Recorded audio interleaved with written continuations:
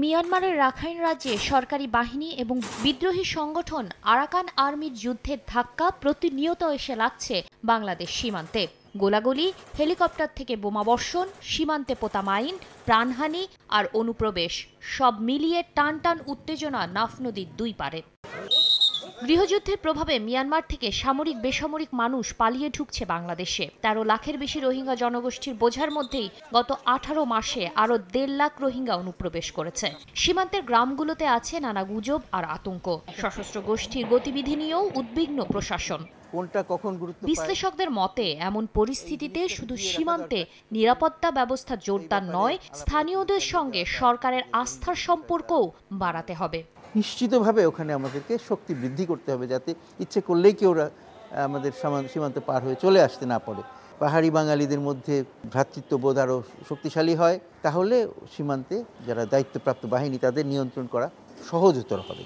তাদের মতে মিয়ানমার সরকার বা আরাকান আর্মির সঙ্গে শুধু নয়, দেশটির জনগণের সঙ্গেও সম্পর্ক উন্নয়নে কূটনীতির একমাত্রিক ধারণা থেকে বেরিয়ে এসে ব্যবসায়ী, শিক্ষাবিদ, সামরিক কর্মকর্তা এবং গণমাধ্যমকেও সম্পৃক্ত করে এগোতে হবে বহুমাত্রিক কূটনীতির দিকে। প্রতি বছর তাদের বিভিন্ন ফেলোশিপ দিয়ে বাংলাদেশে এনে এক ধরনের জনমত তৈরি করা, তাদের মধ্যে যারা ফেরত যখন যাবে তখন তারা একটা পজিটিভ রেজাল্ট দিবে, সেটা আমরা করতেই পারিনি। ট্র্যাক 1 যদি আরাকান আর্মির সাথে যদি সম্পর্ক রাখে, স্বাভাবিকভাবে রিয়্যাক্ট করবে তৎমতো, যেটা হয়েছে। কিন্তু এটা যদি ট্র্যাক 2, ট্র্যাক 3, 4-এ থাকতো তাহলে বলতেই পারতো রাষ্ট্র না, আমরা তো না, এটা ট্র্যাক 2 আলোচনা হচ্ছে।